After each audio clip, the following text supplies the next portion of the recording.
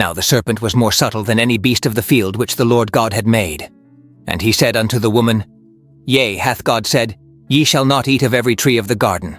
And the woman said unto the serpent, We may eat of the fruit of the trees of the garden, but of the fruit of the tree which is in the midst of the garden, God hath said, Ye shall not eat of it, neither shall ye touch it, lest ye die.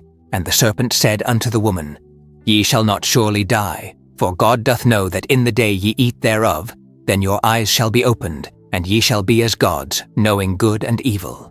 And when the woman saw that the tree was good for food, and that it was pleasant to the eyes, and a tree to be desired to make one wise, she took of the fruit thereof, and did eat, and gave also unto her husband with her. And he did eat. And the eyes of them both were opened, and they knew that they were naked.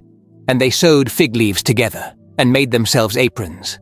And they heard the voice of the Lord God walking in the garden in the cool of the day. And Adam and his wife hid themselves from the presence of the Lord God amongst the trees of the garden. And the Lord God called unto Adam, and said unto him, Where art thou? And he said, I heard thy voice in the garden, and I was afraid, because I was naked, and I hid myself. And he said, Who told thee that thou wast naked? Hast thou eaten of the tree, whereof I commanded thee that thou shouldest not eat? And the man said, The woman whom thou gavest to be with me, she gave me of the tree, and I did eat.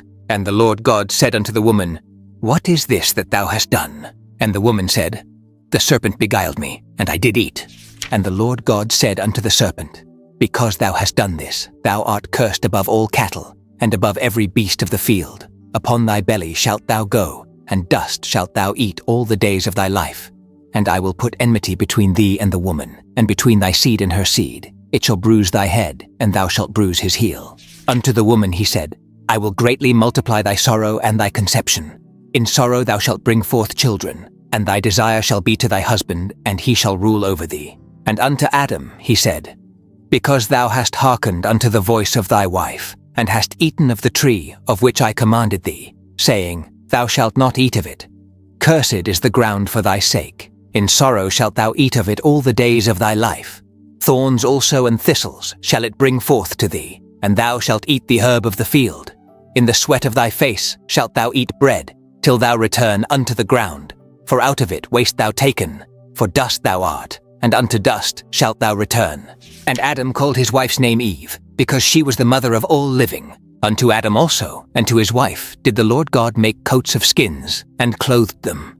And the Lord God said, Behold, the man is become as one of us, to know good and evil. And now, lest he put forth his hand, and take also of the tree of life, and eat, and live forever. Therefore the Lord God sent him forth from the Garden of Eden, to till the ground from whence he was taken.